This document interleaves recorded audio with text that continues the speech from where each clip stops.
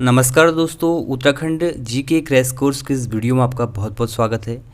आज के इस वीडियो में हम उत्तराखंड की पुरा यानी कि प्राचीन प्रजातियों के बारे में पढ़ने वाले हैं।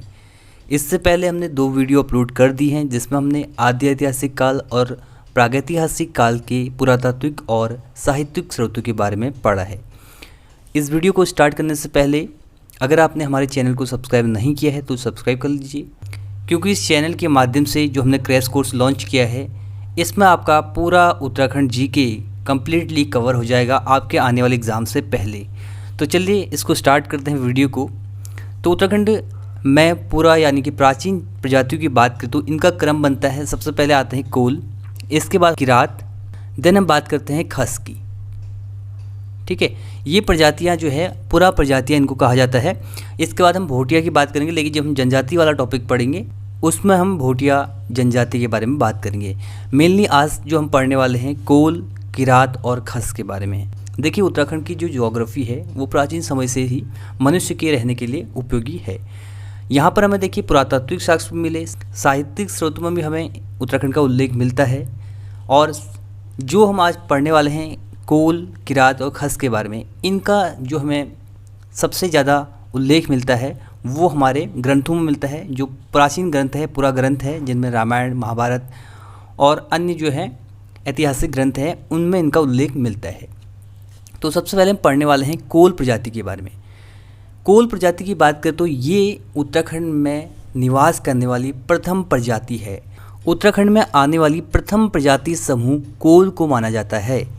तो कोल जो है उत्तराखंड में निवास करने वाली प्रथम प्रजाति यानी कि प्रथम जाति है। ये एग्ज़ाम में क्वेश्चन बनेगा कि उत्तराखंड में निवास करने वाली या उत्तराखंड में आने वाली प्रथम प्रजाति कौन सी है। कोल, किरात, खस, भोटिया आपके उसमें ऑप्शन होंगे, तो इसका सही जवाब आपका होगा कोल जाति। ठीक है, और ये मत है शिव प्रसाद डबराल का। शिव प्रसाद डबराल चारण जो कि इतिहासकार हैं, इनका मत है कि हिमालयी क्षेत्र या उत्तराखंड में, वर्तमान के उत्तराखंड में निवास करने वाली प्राचीनतम जो जाति है वो है कोल जाति। ठीक है, तो ये शिव प्रसाद डबराल का कहना है।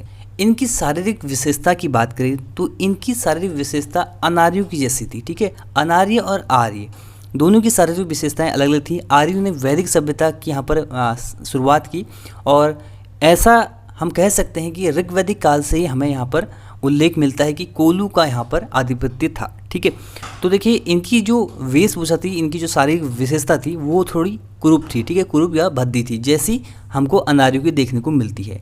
इसका वर्णन हमें वाण भट्ट और कालिदास की कृतियों में मिलता है। वाण भट्ट और कालिदास की कृतियों में हमें अनार्यों की विशेषता का वर्णन मिलता है। इनका जो कद था छोटा होता था, थोड़ा भद्दे कुरूप टाइप के दिखते थे, और इनकी शारीरिक विशेषता मंगोलाइट और प्रोटोऑस्ट्राइड प्रजातियों से मिलती जुलती थी। तो ये इनकी शारीरिक विशेषता थी, कुरूप, कद थोड़ा छोटा। इसके बाद देखिए साहित्यिक ग्रंथों में कोलू का वर्णन मुंड और सबर नाम से मिलता है। तो ये क्वेश्चन एग्जाम में बना है पहले भी कि साहित्यिक ग्रंथों में कोलू का वर्णन किस नाम से मिलता है, मुंड या सबर, कुछ भी आ सकता है, सबर, मुंड ऑप्शन में, तो ये दोनों आप याद कर लीजिए। ठीक है, मुंडा जो है भाषा थी किरातों की, लेकिन मुंड और सबर नाम मिलता है साहित्यिक ग्रंथ में कोलू के लिए। ठीक है, इसके बाद देखिए कोल प्रजाति जो है नाग पूजा के साथ साथ लिंग पूजा भी करते थे। ये जो है अन्य आदम प्रजातियां जो थी उनके समान ही प्रकृति की पूजा करते थे। ठीक है, प्रकृति की पूजा के साथ साथ ये भगवान की पूजा भी करते थे, जिसमें ये नाग की पूजा करते थे, लिंग की पूजा करते थे, जागर और पशु बलि भी इसमें प्रचलित था। तो ये इनकी विशेषताएं थी। ठीक है, कुमार और कुमारी एक प्रथा थी, कोलू में जो है प्रचलित मिलती थी, और ये प्रथा हमें भोटियांतिक प्रजाति में भी देखने को मिलती है। तो इसी का प्रभाव जो है कोलू में भी दिखता है, कुमार कुमारी प्रथा का। कोल सैंधव सभ्यता की भांति मृत शरीर को खुले में छोड़ देते थे। तो ये बहुत ज़्यादा इंपॉर्टेंट क्वेश्चन है। किस प्रजाति में सैंधव सभ्यता की भांति या सैंधव सभ्यता की विशेषता हमें देखने को मिलती है। सैंधव सभ्यता कहा जाता है सिंधु घाटी सभ्यता को। ठीक है, जो कि पराजित हो गई थी आर्यों से। तो ये भी जो है अनार्यों की सभ्यता थी, सैंधव सभ्यता। तो यहाँ भी जो है मृत शरीर को खुले में छोड़ दिया या खुले में फेंक दिया जाता था। तो उसी प्रकार की जो है हमें सभ्यता कोल में भी देखने को मिलती है। इसके बाद देखिए शिव प्रसाद डबराल के अनुसार उत्तराखंड में अनेक स्थानों में नदी, गांव आदि के नामों में कोल भाषा का हमें प्रत्यय मतलब कि जो पीछे का शब्द है वो देखने को मिलता है। ठीक है, जैसे ता और दा हम लगाते हैं, डा, गढ़, गाड़, ये जो है प्रभाव हमें कोलों से मिलता है, ऐसा कहना है शिव प्रसाद डबराल चारण का। ठीक है, शिव प्रसाद डबराल ने ही कहा था कि सबसे प्राचीन प्रजाति जो है वो है कोल। ठीक है, बाकी और इतिहासकार आए, किसी का कहना था कि किरात हैं, गियरसन ने कहा था किरात हैं, लेकिन शिव प्रसाद डबराल के अनुसार जो है कोल जो है प्राचीन प्रजाति है। कोल का प्रमुख व्यवसाय क्या था? तो कोल जो है वैदिक सभ्यता के फैलल उत्तराखंड में निवास करते थे, तो इनका जो है प्रमुख व्यवसाय कृषि था। ठीक है, कृषि इनका प्रमुख व्यवसाय था। वे जो है नदी घाटियों तथा ढालों पहाड़ियों में खेत बनाकर कृषि कार्य करते थे। ठीक है, कोल हो गया, किरात हो गया, खस हो गया। और खसू के बारे में तो हमें उल्लेख मिलता है कि उत्तराखंड में बहुत सारे जो सीढ़ीनुमा खेत पहाड़ों पर खोदे गए हैं वो खसू द्वारा खोदे गए हैं। ठीक है, तो कोल के बारे में इतना ही आपको पढ़ना है। ठीक है, रिवीजन कर लेते एक बार। सबसे प्राचीन प्रजाति उत्तराखंड में निवास करने वाली है कोल। ठीक है, इसके बाद आपको याद रखना है साहित्यिक ग्रंथों में मुंड और सबर के नाम से कोल्लू को जाना जाता है, कोल्लू का वर्णन मिलता है। ठीक है, कोल प्रजाति जो है नाग पूजा करते हैं, लिंग पूजा करते हैं, जागर और पशु बलि प्रथा भी इसमें प्रचलित थी, और जो अंधविश्वास है यहाँ पर हमें कोल में देखने को मिलता है। कुमार कुमारी प्रथा यहाँ पर मिलती है, और सबसे ज़्यादा यहाँ पर इम्पोर्टेंट क्वेश्चन है, कोल सैंधव सभ्यता की भांति मृत शरीर को खुले में छोड़ देते थे। ठीक है, तो ये इंपॉर्टेंट है, इसको आप याद कर लीजिएगा। इसके बाद ता, दा, डा, गढ़, गाड़ जो है इसका प्रभाव भी हमें कोल से देखने को मिलता है। कृषि जो है इनका प्रमुख व्यवसाय था, तो ये आपको कोल से याद रखना है। और इसके बाद इनके पतन के बाद इनको जो खदेड़ने का काम किया था वो क्या था? किरात और खसू ने। ठीक है, सबसे पहले हम पढ़ेंगे किरातू के बारे में। तो देखिए, कोलू के बाद उत्तराखंड में किरातू का आधिपत्य था। ठीक है, तो यहाँ पर आपको पता होना चाहिए कोलू के बाद कौन सी प्रजाति आई। कोलू के बाद आई किरात प्रजाति। किरात या इनको किन्नर या कीर भी कहा जाता है, लेकिन सबसे इम्पोर्टेंट है स्कंद पुराण में किरातू को भील कहा गया है। ये क्वेश्चन एग्ज़ाम जो लास्ट हुआ था वीडियो पीडीएफ का हिस्सा है, शायद किसी में एक में पूछा गया था। ठीक है, स्कंद पुराण में किरातू को क्या कहा गया है? तो भील कहा गया है। ठीक है, भील, तो ये आपको याद रखना है, भील किस में कहा गया है? स्कंद पुराण में। किसको कहा गया है? किरातू को। किरातू की भाषा बोली जो थी वो थी मुंडा। मुंड कहा गया था, मुंड और सबर कहा गया था कोल को, लेकिन किरातू की जो बोली भाषा थी वो क्या थी? आपकी मुंडा। ये आपको याद रखना है। किरात प्रजाति भ्रमणकारी पशुपालक जो है प्रजाति थी। ठीक है, पशुपालन इनका प्रमुख व्यवसाय था। इसके बाद देखिए, महाभारत के वन पर्व में हमें वर्णन मिलता है किरातू ने अर्जुन से युद्ध किया था। तो पिछले वीडियो में मैंने आपको बताया था कि जो कुड़िंद थे उन्होंने पांडवों की ओर से, और किरात और खसू ने कौरव की ओर से युद्ध लड़ा था। ठीक है, कुड़िंद पूरा एक राजवंश है। कुड़िन उत्तराखंड का प्रथम ऐतिहासिक राजवंश है, उसके बारे में अगली वीडियो में पढ़ने वाले हैं, लेकिन यहाँ हम पूरा प्रजातियों के बारे में बात कर रहे हैं। ठीक है, तो देखिए, प्राचीन कुड़िन जो था उसने जो है पांडवों की ओर से, और किरातू ने जो है वो कौरव की ओर से युद्ध लड़ा था। तो अर्जुन से युद्ध हुआ था महाभारत में। वन पर्व में यह उल्लेख देखने को मिलता है। यह युद्ध भिल्लव केदार नामक स्थान पर हुआ था, जिसे शिवप्रयाग भी कहा जाता है। ठीक है, तो ये आपको याद रखना है। नेक्स्ट देखिए, वाणभट्ट की कादंबरी भी इस क्षेत्र में किरातू के निवास की पुष्टि करती है। कालिदास के रघुवंश महाकाव्य में भी किरातू का वर्णन मिलता है। वाणभट्ट की कादंबरी और कालिदास की रघुवंश महाकाव्य में हमें किरातू का भी, कोलू का भी वर्णन देखने को मिलता है। ठीक है, वर्तमान में अस्कोट डिडीहाट नामक स्थान पर किरातू के वंशज रहते हैं। देखिए, कोल, किरात, खस ये प्राचीन समय से ही उत्तराखंड में निवास कर रहे हैं, यानी कि आद्य ऐतिहासिक काल, वैदिक काल, इसके बाद जो ऐतिहासिक हमारे राजवंश है उनमें भी जो है ये उत्तराखंड में निवास करते थे। ठीक है, अभी वर्तमान समय में भी जो है उत्तराखंड में निवास करते हैं, लेकिन अभी इतने ज़्यादा घुल मिल गए हैं उत्तराखंड की पूरी संस्कृति में कि अब पहचानना मुश्किल है कि कौन खस है, कि कौन किरात है, कौन कोल है।